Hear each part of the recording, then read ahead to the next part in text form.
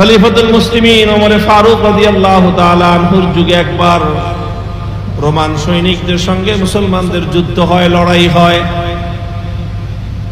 Roman সেনাপতি Rustam, Roman সেনাপতি তার সৈনিক দলকে বলে দিল, হে আমার সৈনিকেরা, তোমরা বলো তো দেখি, এই যে আমরা এত বিশাল বাহিনী নিয়ে মুসলমানদের সঙ্গে লড়াই করি, যুদ্ধ করি, আমাদের সৈনিক দলের সংখ্যা থাকে অনেক বেশি, আর আমাদের সৈনিকরা অনেক বেশি ট্রেন আপ হয়, অনেক বেশি ট্রেনিং করা থাকে, আমাদের সৈনিকরা অনেক বেশি দক্ষ এবং যোগ্য সৈনিক, আমাদের সৈনিকদের হাতে যে অস্ত্রগুলো থাকে সেই অস্ত্রগুলো অনেক উন্নত মানের, আমাদের অস্ত্রের তুলনায় মুসলমানদের অস্ত্র অনেক দুর্বল, মুসলমানদের সৈনিকদের সংখ্যাও অনেক কম, মুসলমানদের সৈনিকদের আমাদের মতো উন্নত মানের ট্রেনিং নাই, সব দিক থেকে আমরা শক্তিমান, সংখ্যায় বেশি আমরা, অস্ত্রের শক্তি আমাদের বেশি, টাকার শক্তি আমাদের বেশি, আমাদের সব দিক থেকে আমাদের শক্তি বেশি, কিন্তু যখনই আমরা ওই মুসলমানদের সঙ্গে যুদ্ধের ময়দানে একত্রিত হয়ে যাই, তখন দেখা যায় স্বল্প সংখ্যক মুসলমানদের দুর্বল অস্ত্রের সামনে আমাদের এই বিপুল পরিমাণ সংখ্যক সৈনিক দল আর এই উন্নত মানের অস্ত্র শস্ত্রে সজ্জিত হয়ে আধুনিক এই সৈনিক দল ময়দানে বেশিক্ষণ টিকতে পারে না, ময়দান থেকে পালিয়ে যেতে বাধ্য হয়। তোমরা আমাকে জবাব দাও, মুসলমানদের সঙ্গে আমাদের শক্তির তারতম্যটা কোথায়? মুসলমানরা কোন শক্তিতে বলিয়ান হয়ে আমাদের সঙ্গে লড়াই করে, কোন শক্তিতে বলিয়ান হয়ে আমাদের সঙ্গে যুদ্ধ করে? মুহতারাম হাজিরিন, সেনাপতি যখন এই কথা বলতেছে, সৈনিক দলের মধ্যে পিনপতন নীরবতা, কেউ কোনো জবাব দেয় না।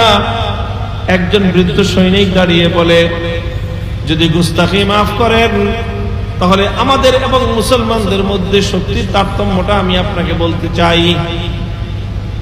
বলো তুমি, এটাই তো আমি শুনতে চাই। আমাদের মধ্যে তাদের মধ্যে কোন রহস্যময় শক্তি রয়েছে তারতম্য করে দেয়, যেই শক্তির কারণে আমরা বারবার পরাস্ত হই, তাদের সঙ্গে আমরা বিজয় লাভ করতে পারি না? তখন সেই বৃদ্ধ সৈনিক দাঁড়িয়ে বলে, আমি মুসলমানদের সঙ্গে অনেকগুলো রণাঙ্গনে লড়াই করেছি, যুদ্ধ করেছি, আর মুসলমানদের শক্তির উৎস খুঁজে তালাশ করবার চেষ্টা করেছি। আমি দেখেছি আমাদের সঙ্গে মুসলমান সৈনিকদের তারতম্য কোথায়, পার্থক্য কোথায়। আমি দেখেছি প্রতিদিন যখন আমরা এবং মুসলমানরা যুদ্ধে জড়াই, সন্ধ্যা বেলায় যখন যুদ্ধের সময় শেষ হয়ে যায় আর যুদ্ধের দামামা বন্ধ হয়ে যায়, যুদ্ধটা স্থগিত হয়ে যায়, আমাদের সৈনিকেরা আমাদের ব্যারাকে ফিরে আসে, মুসলমানদের সৈনিকেরা মুসলমানদের তাঁবুতে ফিরে যায়। আমাদের সৈনিকেরা যখন আমাদের ব্যারাকে ফিরে আসে, তখন আমাদের ব্যারাকের একটা চিত্র দাঁড়ায়, আর মুসলমানদের সৈনিকরা যখন মুসলমানদের তাঁবুতে ফিরে যায়, ওই তাঁবুগুলোরও আরেকটা চিত্র দাঁড়ায়। কি চিত্র? বলে যে আমাদের সৈনিকেরা আমাদের সেনা ক্যাম্পগুলোর প্রত্যেকটা ব্যারাকে ব্যারাকে রাত যখন একটু বাড়তে থাকে, তখন আস্তে আস্তে নর্তকীদের নাচ শুরু হয়, গান বাদ্য শুরু হয়ে যায়। নাচের তালে তালে, গানের তালে তালে আমাদের সৈনিকরা মদ্যপান করে মাতাল হয়, নাচ গান করে, মাতলামি করে। এটা করতে করতে রাত গভীর হয়ে যায়।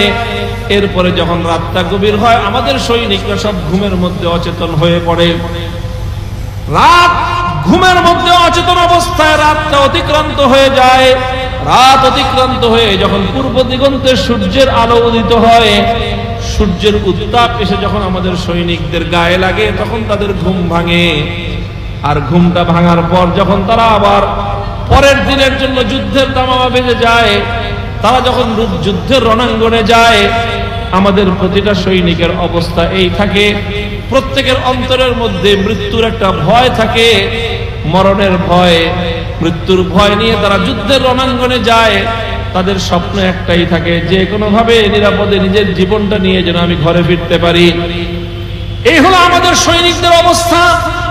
মুসলমানদের সৈনিকদের অবস্থা হলো এই, রাতের প্রথম প্রহরে তারা ঘুমিয়ে পড়ে, তাদের ব্যারাকগুলোতে কোনো নাচ নাই, কোনো গান নাই, কোনো মদ নাই, কোনো আড্ডাবাজি নাই। তারা ঘুমিয়ে পড়ে, তারা রাতের প্রথম প্রহরে ঘুমায়, রাত বেশি রাত করে না। এরপরে যখন মধ্যরাতের সীমানা পার হয়ে যায় তখন তাদের ঘুমগুলো আস্তে আস্তে ভাঙতে থাকে।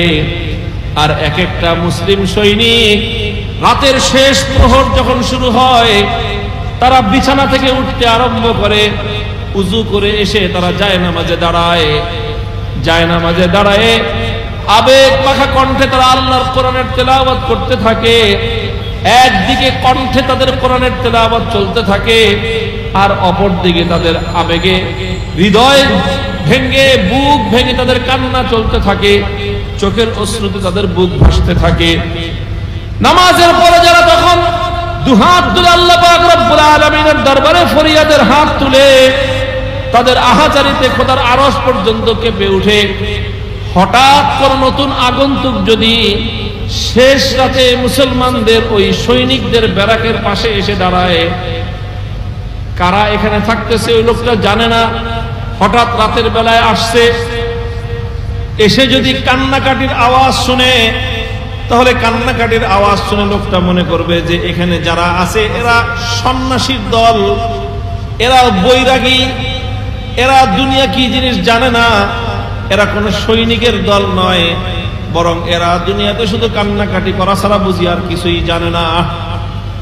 এভাবে রাতের শেষ প্রহরে মুসলমানদের তাঁবুটা কান্নার রোল পড়ে যায়, আল্লাহর কোরআনের তেলাওয়াতের দ্বারা গুঞ্জরিত হতে থাকে। এক একজন মুসলমান সিজদায় লুটিয়ে পড়ে আল্লাহ পাক রব্বুল আলামিনের কাছে ফরিয়াদ করতে থাকে, নিজের অপরাধের ক্ষমা চাইতে থাকে, নিজেকে অপরাধী বলে আল্লাহ পাক রব্বুল আলামিনের কাছে তারা নিজেদেরকে সুপর্দ করতে থাকে। এইভাবে কান্নাকাটি আর দোয়া রোনাজারি আর কোরআন তেলাওয়াত আর সিজদার মধ্যে জায়নামাজে তাহাজ্জুদের মধ্যে দাঁড়িয়ে দাঁড়িয়ে তাদের রাতটা সমাপ্ত হয়ে যায়। এরপরে যখন পূর্ব দিগন্তে সূর্য উঠে, যুদ্ধের তামামা যখন বাজতে আরম্ভ করে, তখন এক একজন মুসলমান জিহাদের ময়দানে যখন নামে, প্রত্যেকটা মুসলমানের কাছে শহীদি মৃত্যুর জন্য তারা এতটাই পাগল হয়ে থাকে, আমরা জীবন বাঁচাতে যতটা পাগল ওরা তাদের আল্লাহর জন্য জীবন দিতে তার চেয়ে বেশি পাগল। হুম রুহবানুল লাইলি ওয়া ফুরসানুন নাহার, হুম রুহবানুল লাইলি ওয়া ফুরসানুন নাহার। মুসলমানদের শক্তির উৎস হলো এই দুইটা জায়গায়। ওরা রাতের বেলায় তাহাজ্জুদ গুজার, দিনের বেলায় ওরা ঘোড়সওয়ার। যতদিন পর্যন্ত মুসলমানদের মধ্যে এই দুই শক্তি থাকবে, রাতের বেলায় তাহাজ্জুদের মাধ্যমে, রাতের বেলায় কান্নাকাটির মাধ্যমে, রাতের বেলার কোরআনের তেলাওয়াত আর রোনাজারির মাধ্যমে তাদের আত্মার শক্তি তারা অর্জন করে। আর ওই আত্মার শক্তি নিয়ে দিনের বেলায় যখন তারা এক হাতে তরবারি আর এক হাতে ঢাল নিয়ে আল্লাহু আকবরের স্লোগান নিয়ে যখন তারা জিহাদের ময়দানে নামে, 5 লক্ষ 10 লক্ষ নয়, তামাম পৃথিবীর সমস্ত শত্রু মিলে ওই মুসলমানদের অগ্রযাত্রা রুখে দিতে পারে না।